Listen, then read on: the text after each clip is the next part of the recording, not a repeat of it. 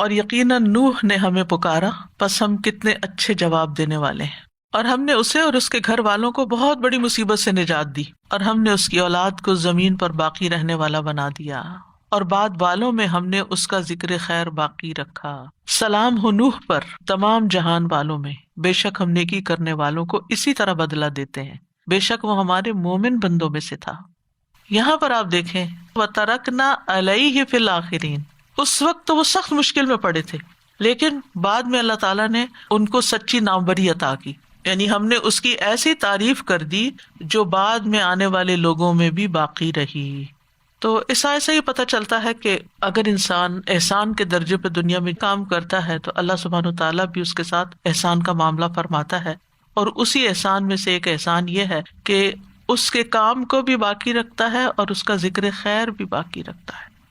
ابن عباس کہتے ہیں رسول اللہ صلی اللہ علیہ وسلم نے فرمایا، جنت والا وہ شخص ہے جس کے کانوں میں اللہ تعالیٰ لوگوں کی طرف سے اچھی تعریف ڈالتا ہے اور وہ سن رہا ہوتا ہے، یعنی دنیا میں بھی اس کا ذکر خیر ہو رہا ہوتا ہے۔ اور جہنم والا وہ شخص ہے جس کے کانوں میں اللہ تعالیٰ لوگوں کی طرف سے شر ڈالتا ہے، لوگ اس کو برا بھلا کہہ رہے ہوتے ہیں اور وہ سن رہا ہوتا ہے، یعنی نیک آدمی کی عدم موجودگی میں بھی اس کی تعریف کی جاتی ہے،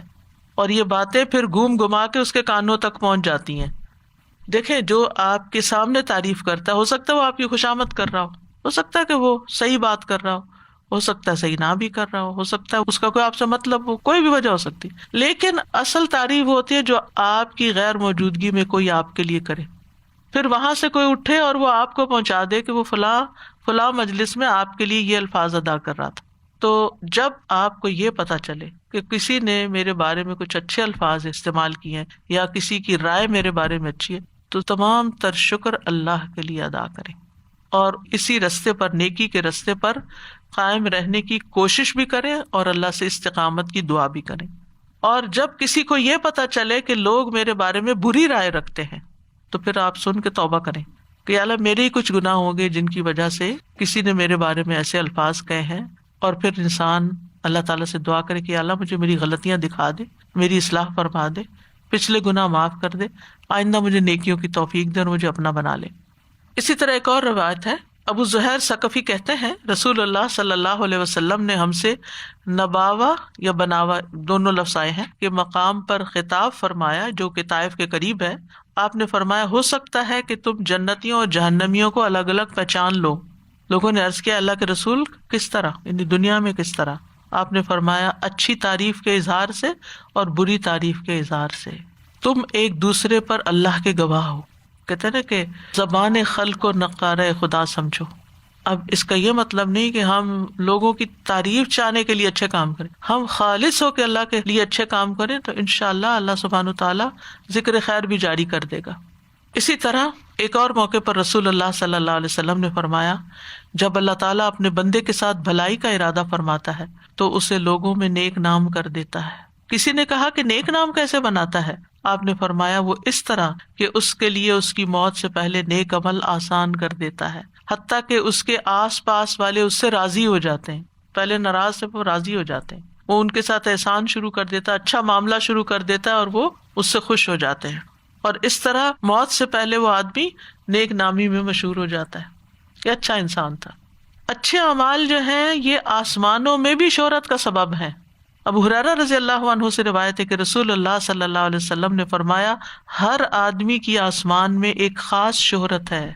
اگر وہ شہرت اچھی ہو تو زمین میں بھی اچھی ہو جاتی ہے، اور اگر وہ شہرت آسمان میں بری ہو تو زمین میں بھی بری ہو جاتی ہے۔ تو اس لیے اس بات کی فکر کرنی چاہیے کہ آپ کے قریبی لوگ آپ کے بارے میں کیا کہتے ہیں، آپ کے بچے کیا کہتے ہیں، آپ کے ہسبینڈ کیا کہتے ہیں، آپ کے بہن بھائی کیا کہتے ہیں، آپ کے کولیگز آپ کے بارے میں کیا کہتے ہیں، کیونکہ انہی سے زیادہ واسطہ پڑتا ہے۔ اگر ہمارا ان کے ساتھ معاملہ اچھا ہوگا اور ہم عفو درگزر کرنے والے ہوں گے، معاف کرتے جانے والے ہوں گے، تو انشاءاللہ اس صبر کا اجر بھی ملے گا، دنیا میں بھی ملے گا۔ ہم سب کو یہ ضرور دیکھنا چاہیے کہ کیا اللہ تعالیٰ ہم سے راضی ہے اور کیا میں اللہ سے راضی ہوں۔ مجھے تو کوئی شکوہ نہیں کہ اللہ نے میرے لیے یہ نہیں کیا اور وہ نہیں کیا، یا یہ کیوں کر دیا اور وہ کیوں کر دیا۔